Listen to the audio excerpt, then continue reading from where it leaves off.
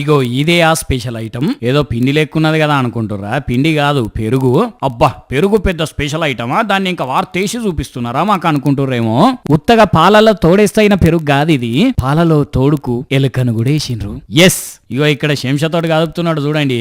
ఇది మిరపకాయ బజ్జో దహివడ పీసో కాదు, ఎలుక.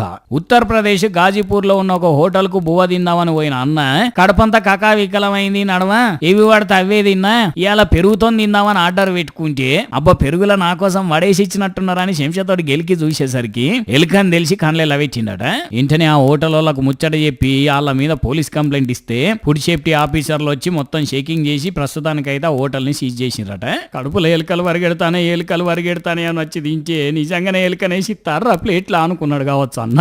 మరి కొంత తిన్నాకనే కనిపించిందో తినక ముందే కనిపించిందో గాని తిన్నాక కనిపిస్తే ఏంది పరిస్థితి.